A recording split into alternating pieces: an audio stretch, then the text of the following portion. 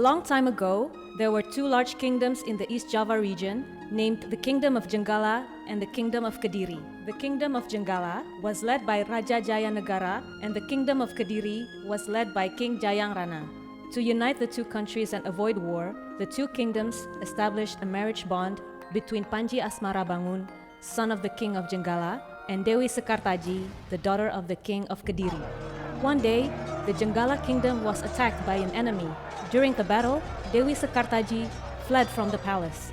She disguised herself as a village girl and lived with a widow with 3 daughters named Klenting Abang, Klenting Ijo, and Klenting Biru. Dewi Sekartaji was adopted as a child of this family and given the name Klenting Kuning. But Klenting Kuning was not treated well. Every day, she was told to do housework such as washing, cooking, and cleaning the house. Her 3 stepsisters were very lazy, and they usually just told her to do their chores. Klenting Kuning, wash my clothes. Wash my scarf too. Okay, sister. Eventually, the Jenggala kingdom was saved. Panji Asmarabangun had succeeded in defeating his enemies who attacked him. But he was sad because Dewi Sekartaji had left the palace. He was determined to look for her. He told guards to find the whereabouts of Dewi Sekartaji. After a while, a bodyguard reported that he had met a girl who looked like Dewi Sekartaji in a village.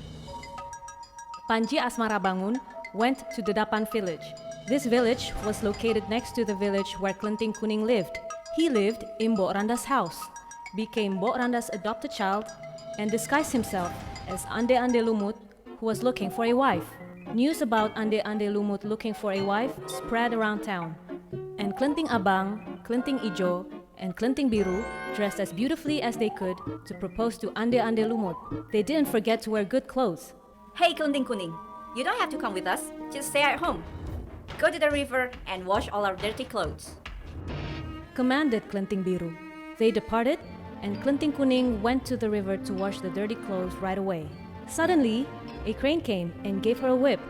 Go and propose to Ande lumut, so you can meet Panji Asmarabangun, and bring this whip. Said the crane. Klenting Kuning then rushed to Dadapan village. Meanwhile, her mother and 3 adopted sisters arrived at the riverside. They were confused. None of the boats were visible, and there were no bridges, so how could they cross the river? The river was vast, deep, and swift. Suddenly, a giant crab named Yuyu Kangkang appeared. The crab offered to cross the river on the condition they had to kiss the crab. They agreed to that condition. One by one, they climbed onto Yuyu Kangkang's back to cross the river. Moments later, Klenting Kuning arrived at the riverside. She also met Yuyu Kangkang. Yuyu Kangkang offered to help her cross the river with the same condition, that she must kiss him. Klenting Kuning rejected the requirement and forced Yuyu Kangkang to help her.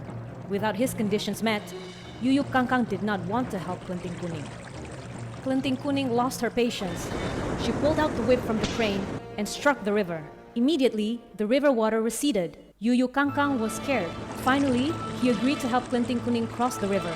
Klenting Kuning immediately went up onto Yuyu Kangkang's back and got to the other side of the river. Her mother and 3 stepsisters arrived first at Mbok Randa's house. One by one, Klenting Abang, Klenting Ijo, and Klenting Biru showed their beauty to Ande lumut. However, none of them was chosen because they had kissed Yuyu Kangkang. A few moments later, Klenting Kuning arrived at Mbok Randa's house. Ande lumut chose Klenting Kuning as his wife because he knew that Klenting Kuning was Dewi Sekartaji, and she was the only woman who hadn't kissed Yuyu Kangkang. Ande lumut revealed his disguise, and he told everyone that he was Panji Asmarabangun. Finally, Panji Asmarabangun and Dewi Sekartaji were reunited, and they invited Mbok Randa to stay in the palace as a thank you. In the end, they lived happily ever after.